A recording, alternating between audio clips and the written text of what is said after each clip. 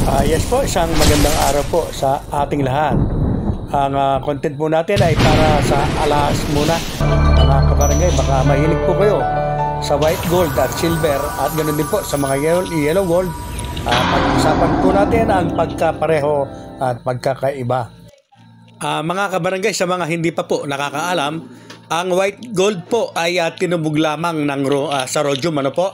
Ang original po na original po na white gold ay yellow gold din po, kagaya po ng inyong mga nakikita na iba-iba po ang kilatis ng mga yan. May 14 karat, 18 karat at 22 karat. Ang white gold po na inyong nakikita ay 14K po yan. Yes po, 14 karat gold at tubog po yan sa rhodium. At kung mapapansin naman po itong bracelet natin, 925 silver po yan. At yan din po ay tubog din sa rhodium, mga kabarangay. At kung titingnan po natin, ang bracelet po natin na silver 925, kumpara po doon sa white gold na 14K, ay pareho lamang po. Malayo man o malapitan. Ang ibig ko po sabihin, ang pinagkaiba lamang po ay ang content ng ginto na 14K at ang content po ng silver na 925. Pero ang pagkakatubog po, pares lamang po na tubog sa rhodium. Ang dalawang yan, kaya pareho lang po kung ating titingnan, malapitan man o sa malayo. At alam po ba ninyo mga kabarangay na mas mahal po ang white gold na 18K kumpara po sa 18K na yellow gold? Alam po ba ninyo kung bakit, mga kabarangay? Yan po ay dahil nga po sa pagkakatubog po ng white gold sa rhodium. Napakamahal po ng rhodium, mga kabarangay. Yan po ay kapatid o kasing uri po ng platinum. Kaya ako po kahit mahilig sa white gold ay hindi po ako bumibili ng brand new. Ang lagi ko pong binibili, mga kabarangay, ay subasta. Yes po, dahil kapag binili mo po ng brand new ang white gold, kahit pareho ang timbang ng 18K po na yellow gold, ay mas mahal nga po ang white gold. Ang advantage lamang po ng white gold ay hindi po masyadong mainit sa mata. Ang aakalain lamang po ng mga makakakita, yan po ay silver lamang. At para malaman po ng lahat na wala pong 21, 22, 24K na white gold, mga kabarangay. Ang white gold po ay nag-uumpisa lamang sa 10K, 12K, 14K at pinakamataas na po ang 18K. Kung meron po kayong makita na white gold na ang kilatis po o karat ay 22 or 24, yan po ay pasadya na lamang. Pero ang standard po ng white gold na mabibili kahit saang panig po ng mundo, 10K, 12K, 14K hanggang 18K, or maaaring bababa pa po na 9K, 6K, 8K hanggang 4K. Yan po pala ang unboxing natin sa nabili po natin na singsing. At kung kayo po pala, mga kabarangay, ay may mga scrap gold po na gusto po ninyong ipagawa ng bagong alahas, nakapaskil naman po yung number ko dyan. Pwede po kayong tumawag or pwede din po ninyong ibenta sa akin. Ganon din po ako ay kasalukuyan pa rin pong bumibili ng mga silver jewelries, silver coins at mga silver bar. Mga kabarangay, kung kayo po ay mayroong mga binebenta, nandyan din po yung aking number. Pwede po akong tawagan or i-text po. At ganoon din po, patuloy pa rin tayo namimili ng ating mapipili na bibigyan po ng silver jewelries. At sa mga nagbabas po na baka daw mangati ang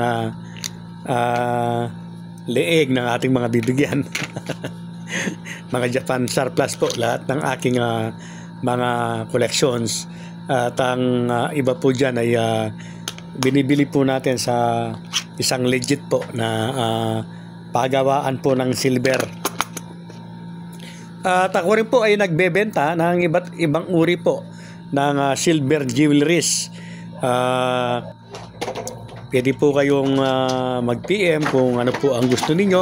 at ipapakita ko po ang picture po ng aking mga binibenta sa mga darating na araw.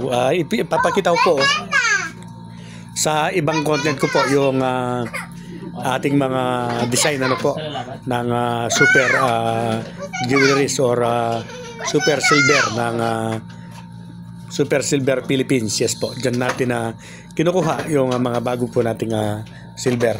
Ganun din po, namimili rin tayo ng mga luma at sirang mga relo kung meron din po kayo. Ganun din po yung ibang uri po ng mga antiques na mga maliliit lamang po. Hindi po tayo bumibili ng mga malalaking antiques po dahil napakamahal po ng shipping. At kung meron naman po kayong mga bagay-bagay na sa tingin po ninyo ay maaaring meron pong presyo, yes po, pwede po natin yang i-appraise. At kung hindi ko man po mabili yan, pwede ko kayong matulungan sa ating mga kaibigang collectors po ng iba't ibang uri ng mga antiques.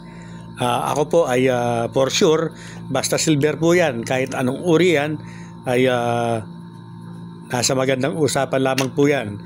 Pag nagkasundo po tayo sa presyo, ay babayaran ko po sa GCash at pwede ninyong ipadala via JNT, JRS or LBC.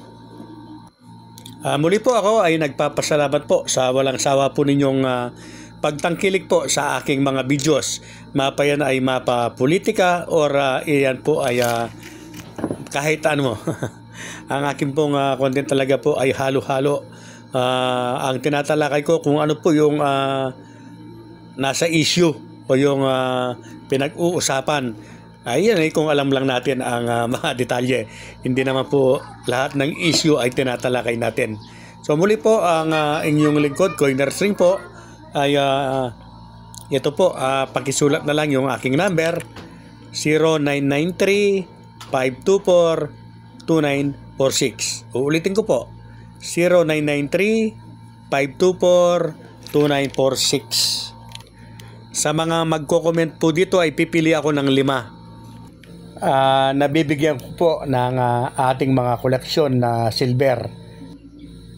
Maaaring singsing, kwintas, bracelet, sa ating pong mapipili sa mga magko-comment po dito po sa mismong content ko pong ito, mga kabarangay.